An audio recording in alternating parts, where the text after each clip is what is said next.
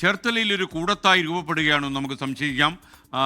ലോകത്തെ വലിയ വലിയ OTT നെറ്റ്വർക്കിലൊക്കെ തന്നെ കൂടത്തായി പരമ്പര വന്ന കാര്യമൊക്കെ പ്രേക്ഷകർക്ക് അറിയാമല്ലോ. ചേർത്തലയിലും ഇങ്ങനെ സീരിയൽ കില്ലിംഗ് നടന്നു എന്ന് സംശയിക്കുന്ന സാഹചര്യം അവിടെ നിലനിൽക്കുകയാണ്. ഇനി എന്ത് സംഭവിക്കുമെന്ന നമ്മോട് സംസാരിക്കാൻ വിഷ്ണു സുരേഷ് കൂടി ചേരുന്നു. വിഷ്ണു, ഈ സെബാസ്റ്റ്യൻ ഒരു ആൾ കാഞ്ഞ പുലിയല്ലേ?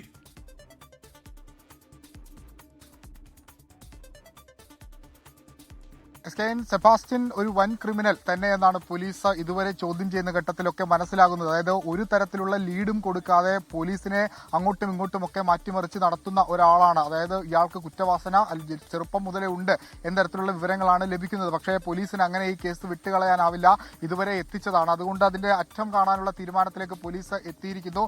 ഇന്ന് ഈ വീട്ടിൽ സമഗ്ര പരിശോധനയ്ക്ക് ഒരുങ്ങുകയാണ്. സെബാസ്റ്റ്യനെ കസ്റ്റഡിയിൽ എടുത്ത ശേഷം ആദ്യമായാണ് ക്രൈംബ്രാഞ്ച് സംഘം ഈ വീട്ടിൽ നേരിട്ടെത്തിച്ച തെളിവെടുപ്പ് നടത്തുന്നത്. നേരത്തെ ക്രൈംബ്രാഞ്ച് സംഘം ഇവിടെ എത്തി അവരുടേതായ രീതിയിൽ നടത്തിയ പരിശോധനയിലാണ് ഇവിടെ പലയിടങ്ങളിലും കുഴിയെടുത്തിരുന്നു. 2.5 ഏക്കറിൽ ഒറ്റപ്പെട്ട് കിടക്കുന്ന ഒരു വീടാണ്. ഈ വീട് തന്നെ നിഗൂഢമാണ് സെബാസ്റ്റ്യനെ പോലെ. അതുകൊണ്ട് ഈ വീടിന്റെ പലയിടങ്ങളിലായി അന്ന് കുഴിയെടുത്തു. അതിലൊരു കുഴിയിൽ നിന്നാണ് ഈ അസ്ഥിയും മറ്റു വസ്തുക്കളും കണ്ടെത്തിയത്.